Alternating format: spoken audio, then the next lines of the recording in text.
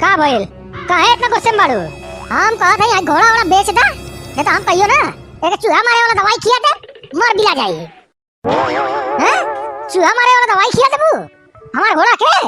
अगर ना बेचबो ना एकरा के तो सही में हम कहियो खिया दे। कौन दिक्कत बा तोके? दिक्कत कौन बा घोड़ा से? हैं? काहे ओके बेचवावे पा मुआवे पे लगल बाड़ू? दिक्कत ई बा कि अपने खाए भर होते नहीं खे, आ घोड़ा के चना खियावेला तू। हैं? हमनी के रुखा जुखा खाइया, आ घोड़ा चना खाए। कमाई तो आइले नहीं खे, आ घोड़ा बांध लेले हवा, जुटाइया खर्चा बढ़ल बा। हम अपन कमा के खियावा तनी घोड़ा के, चना खियाई चाहे बादाम, तोके कौन दिक्कत बा? हम एगो कपड़ा सिवावे कह देनी तो पैसे घट जाला, आ घोड़ा के तू बादाम खियबो? बेच दो ओकरा के, सही बतावा तनी हम कहियो बाजारे जाब आ चूहा मारे वाला दवाई खरीद लिया। का हो गइल हो? कैसन चिल्लम चिल्ला बा? आ देखी ना चाचा, आपन खर्चा उठता नहीं खे, घोड़ा ऊपर से बांध लेले हम। कहत तनी कि बेच बाच के छुट्टी करा तो सुनते नहीं खा। ना बेचाई घोड़ा ओड़ा, हमार शौक बा घोड़ा पल्ले के। ई कैसन शौक बा? हैं? ई कैसन शौक बा कि खाए के आइले नहीं के घर में आ घोड़ा खियबा तू? हैं? ई कैसन शौक बा? घोड़ा पल्ले के राजा रजवाड़ा लोगन के शौक होला, बुझाइल कि ना? हमार शौक बा घोड़ा पाले के, हम पालब, हम खियाए ओकरा के अपना कमा के। 6 महीना से एगो साड़ी लेवे कहत तनी, पॉकेट में से पैसा निकलता नहीं खे, आ शौक पलिया राजा रजवाड़ा वाला। राजा वाला जाची जम्मू देख के आवत नहीं। आ छोड़ा जाए दा, जब शौक बा तो पाले दा, खर्चा चल जाता ना, जब ना चली तो बेच दिया। खैले पियले बिना मरत नहीं खीस, लेकिन फालतू में खर्चा बा घोड़ा पल्ले के। ऐसे बढ़िया तो गधा पल्ले रहता तो ईटा ढोके 2-4 पैसा कमा।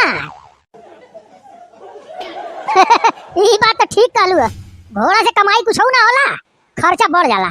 गधा रह तो जरूर पैसा कमा के दे। कैसन पंचायत होता हो? कुछ ना हो, बस ऐसा ही छोट मोट झगड़ा होत रहल। ए मगरू, ए तनी 5 मिनट घोड़ा लेके जाई तो यार। घोड़ा का कर बोले जाके? मोटरसाइकिल रह तो देऊ देती, घोड़ा ना दे, बहुत महंगा पेट्रोल खाला हूँ। अरे 5 मिनट? हे भैया 5 मिनट में वापस ले आवत नहीं हो। चल चल चल। ए मर्दवा के रहू पटाक पटाक दिले के संभाल ना पाइबो, उ खाली हमरे से संभरेला। गजब चूतिया आदमी बानो, जबरदस्ती घोड़ा लेके चल गई ना। कोनो साइकिल बा कि केहू से मांग के लेके चल दा? जा जा के रहू पटता था ना, अबे दिमाग ठिकाने आ जाई। ओही दादा, स्टार्ट होके तो स्टार्ट हो गई, अब ब्रेक कैसे लागी हो में? ए घोड़ा महाराज धीरे ही हो, धीरे ही, काहे इतना जल्दी आई बड़ा? ए मर्दवा धीरे चला तनी, धीरे चला। अरे कर स्पीड तो बढ़ते जाता। ए घोड़ा महाराज गलती हो गई हो, ब्रेक लगाओगे ढोंगे नहीं के, स्टार्ट तो कर देनी है तोरा के, तनी धीरे ही चला है मर्दवा, पटकबा का के रहू। ए बच्चो बचावा हो, अरे घोड़ा में ब्रेक कैसे लगावल जाला हो, केहू बता दे हो। हम तो फंस गई नी घोड़ा पे बैठला के शौक में। अरे दादा केनहू लड़ा भिड़ा दे तब का होई हो, ना जबरदस्ती करे के साथ रहला, हम तो फंस गई नी घोड़ा के चक्कर में। ए केहू बचावा हो। ए मर्दवा का भइल हो? पियले हवा का? काहे किचड़वा में लोटत हवा?